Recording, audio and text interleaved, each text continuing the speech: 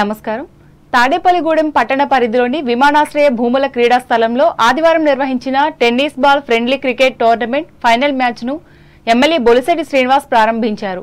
Janasena party కార్యకర్త వానపల్లి సుధాకర్ ఆధ్వర్యంలో premier league పేరుతో ఈ పోటీలు జరిగాయి. మొత్తం 46 టీములు పాల్గొనగా నాకౌట్ పద్ధతిలో టోర్నమెంట్ జరిగింది.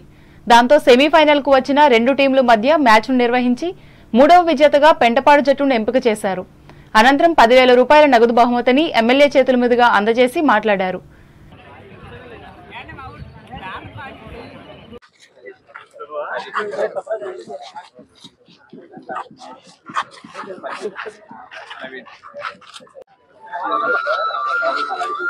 నెక్స్ట్ ఇయర్కి మనం క్రికెట్ గ్రౌండ్లో ఆడుకునే విధంగా మరి మనం ప్రయత్నం చేస్తూ ఉన్నాం. భగవంతుడి దయతో రాబోయే రోజుల్లో మన ఎవరైతే స్టూడెంట్స్ ఉన్నారో స్పోర్ట్స్లో కూడా ఇక్కడ మంచి క్రికెట్ గ్రౌండ్ ఏర్పాటు చేసి వారికి కూడా మంచి అందరితో కూడా కోచింగ్ ఇప్పించి వారిని నేషనల్ ఇంటర్నేషనల్కి వెళ్ళేలా కూడా మనం ప్రయత్నం చేయాలని ఒక కోరిక ఉంది. మీ అందరికీ ఆ మంచి ఫెసిలిటీ కలగజేసి శక్తి నాకు భగవంతుడు ఇవ్వాలని కోరుకుంటూ ఉన్నా. ఈరోజు 3వ స్థానంలో ఉన్నటువంటి పెంటపాడు క్రికెట్ టీం 46 టీములు పాల్గొన్నాయి. దాంట్లో 3వ స్థాయికి వచ్చినటువంటి పెంటపాడు టీంని అభినందన తెలియజేస్తూ వారికి మరి రాబోయే రోజుల్లో ఫస్ట్ ప్లేస్కి వెళ్ళే అవకాశాన్ని భగవంతుడు ఇవ్వాలని కోరుకుంటాం. ఈ కార్యక్రమంలో జనసేన నాయకులు పైబోయిన రఘు, గురుజు సూరిబాబు, పైబోయిన చిన్న వెంకటరామయ్య, తమరాడ చిన్నలు పాల్గొన్నారు. అంబేద్కర్ కోనసీమ జిల్లా వార్తలు. పి గన్నవరం నుండి అమ్మాజీపేట వెళ్లే రహదారి అధ్వానంగా తయారైంది.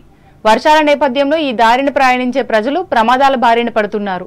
దీనిని గమనించిన పి గన్నవరం ఎమ్మెల్యే గిడ్డి సత్యనారాయణ ఈ రహదారి వెంబడి ఉన్న గుంతలను పూడ్చే పనులను ప్రారంభించారు. అనంతరం ఆయన మాట్లాడుతూ ప్రజలకు ఏ విధమైన ఇబ్బందులు లేకుండా సకాలంలో రహదారి అభివృద్ధి పనులను పూర్తి చేస్తామని తెలిపారు. ఈ భారీ గుంతల కారణంగా ప్రమాదాలు సంభవించకూడదని, వాహనదారులు ప్రమాదాల బారిన పడకూడదని ఉద్దేశంతో మరమ్మతులు చేస్తున్నట్లు తెలిపారు.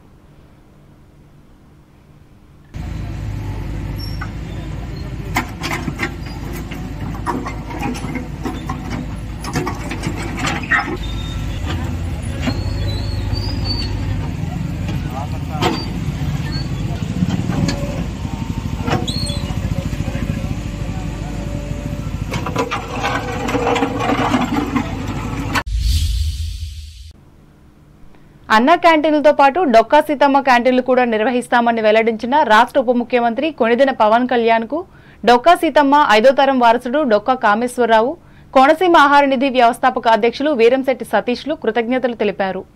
ఈ మేరకు అంబాజీపేట మండలం ఇరుసు మండలంలో ఆదివారం నిర్వహించిన విలేకరుల సమావేశంలో వారు పాల్గొని మాట్లాడారు. 2018వ సంవత్సరంలో శ్రీమతి డొక్కా సీతమ్మ స్ఫూర్తితో అన్నం పెట్టే సేవా కార్యక్రమాలు ప్రారంభించినట్లు చెప్పారు. అంతకుముందు పి గన్నవరం అక్విడెక్ట్ వద్ద ఉన్న డొక్కా సీతమ్మ విగ్రహానికి వీరంతా పూలమాలలు వేసి నివాళులర్పించారు. 2019 సంవత్సరంకి వచ్చినప్పుడు చూస్తే మార్చి 14వ తారీఖున జనసేన ఆవిర్భావ దినోత్సవం రాజమండ్రిలో జరిగినప్పుడు గౌరవ పవన్ కళ్యాణ్ గారు ఆయన నోటి వెంట డొక్కా సీతమ్మ గారి గురించి తెలియజేయటం, డొక్కా సీతమ్మ గారి క్యాంటీన్ల గురించి తెలియజేయడం జరిగింది. ఆయన అలాగే ఎన్నికల ప్రచారంలో భాగంగా అంబాజీపేట వచ్చినప్పుడు డొక్కా సీతమ్మ క్యాంటీన్లు ఖచ్చితంగా పెట్టాలి అని అప్పుడు అనుకున్నారు. అదే సంవత్సరం మే 16వ తారీఖున కోనసీమ ఆహార నిధి తొలి వార్షికోత్సవానికి జడి లక్ష్మణ్ గారు వచ్చినప్పుడు లంకల గన్నవరంలో ఉన్నటువంటి డొక్కా సీతమ్మ గారి ఇంటిని సందర్శించడం, ఆయన అప్పుడు జనసేన పార్టీలో ఉండటం వల్ల మనం కూడా గెలిస్తే పార్టీ తరఫున అధ్యక్షులు వారు పవన్ కళ్యాణ్ గారు అలాగే మనందరం కలిసి ఇంకా డొక్కా సీతమ్మ గారు తీసుకు. ఏలూరు జిల్లా వార్తలు. ఉచిత ఇసుక విధానంలో ఎటువంటి పొరపాట్లు జరిగినా ఉపేక్షించబోమని కలెక్టర్ కె వెట్రిసెల్వి సంబంధిత అధికారులను హెచ్చరించారు. ఏలూరు జిల్లా ఉంగుటూరు మండలం చేబ్రోలు ఇసుక పాయింట్ను ఆదివారం కలెక్టర్ శాసనసభ్యులు పస్తమట్ల ధర్మరాజుతో కలిసి పరిశీలించి మాట్లాడారు. స్టాక్ పాయింట్లో ఇసుకను నిల్వ చేసేందుకు సమీపంలోని తూర్పుగోదావరి జిల్లా నిర్దవోలు రీచ్, కుక్కునూరు మండలంలోని రీచ్ నుంచి గాని స్టాక్ పాయింట్కు ఇసుక తెప్పించాలని అధికారులను ఆదేశించారు. అలాగే ఈ ఇసుక పాయింట్ వద్ద సీసీ కెమెరాలు ఏర్పాటు చేసి ఫెన్సింగ్ వేసి కట్టుదిట్టమైన భద్రత ఏర్పాటు చేయాలని పేర్కొన్నారు. ఇసుక రవాణాకు సంబంధించిన ధరల సూచిక బోర్డును ఏర్పాటు చేయాలని చెప్పారు. ప్రభుత్వ మార్గదర్శకాలను అనుసరించి ఒక వ్యక్తి ఆధార్ కార్డుకు 20 టన్నుల ఇసుక మాత్రమే అందజేయాల్సి ఉంటుందని అన్నారు. కలెక్టర్ వెంట ఆర్డీఓ ఎన్ఎస్కే ఖాజావలి ఉన్నారు. నిద్రపోతారా? లాస్ట్ 2 years అలా ఇచ్చాము, ఏమీ తెలియదు అంటే ఎట్లా? నేను 2-3 daysగా ఐఎమ్ అబ్జర్వింగ్. ఇప్పుడు మీకు టెక్నికల్ పర్సన్ గా మీరు ఇక్కడ ఎన్ని మెట్రిక్ టన్స్ ఉన్నాయి మీరు చెప్పగలరా?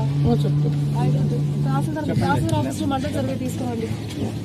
రెండోది, ఈ క్వాలిటీ ఈ శాండ్ దేనికి పనికి వస్తుంది? క్వాలిటీ ఉందా లేదా చెప్పగలరా?